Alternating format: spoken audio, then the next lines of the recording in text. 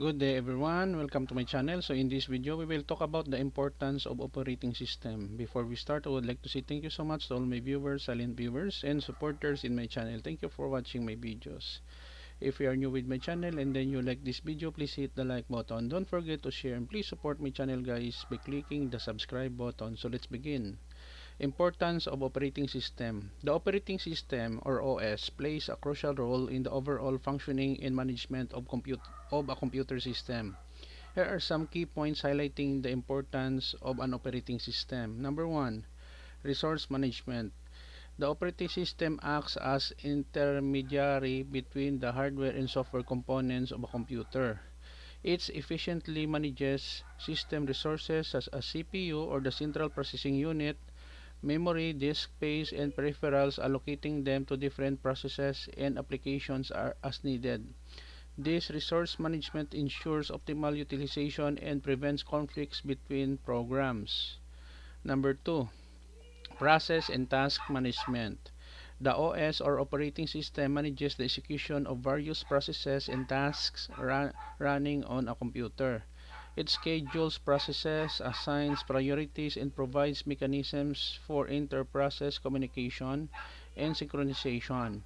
By efficiently managing processes, the OS or operating system ensures that multiple programs can run simultaneously and that each receives the required resources.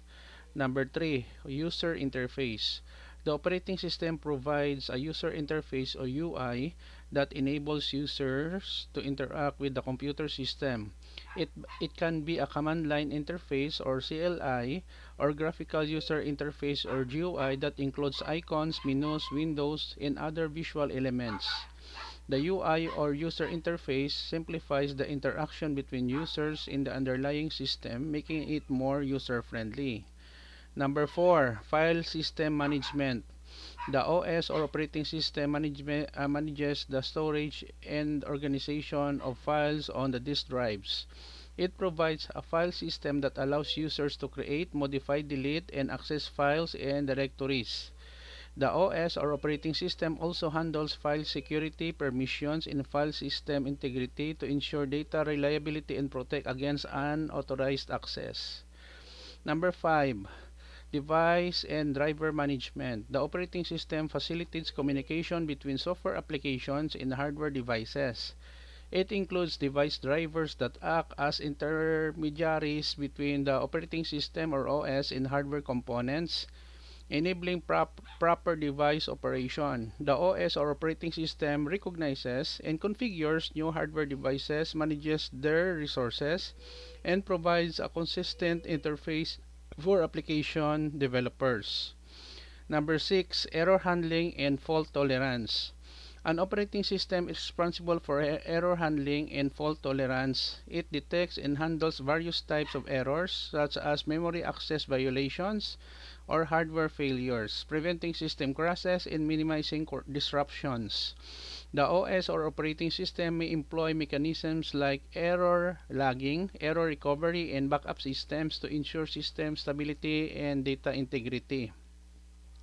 Number 7, security and protection. The OS or operating system plays a crucial role in enforcing security measures to protect the computer system from unauthorized access, malware, and other threats. It provides user authentication mechanisms, access controls, and encryption methods to safeguard sensitive data and ensure privacy. And lastly, number 8, software execution environment. Operating systems provide an execution environment for software applications to run. They provide necessary libraries, APIs, or application programming interfaces, and services that enables developers to create and execute programs efficiently. The OS or operating system attracts the underlying hardware complexities, allowing software to be written in a more portable and hardware-independent manner.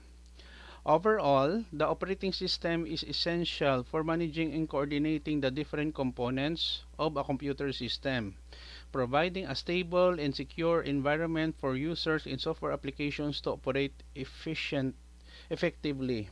Okay guys, so this is the end of my report on the importance of operating system. Thank you so much for watching. I hope that you have learned something new in this report. Don't forget to like, share, and please support my channel guys if you're new by clicking the subscribe button. See you in the next video tutorial guys. This is your friend Jake saying bye bye for now.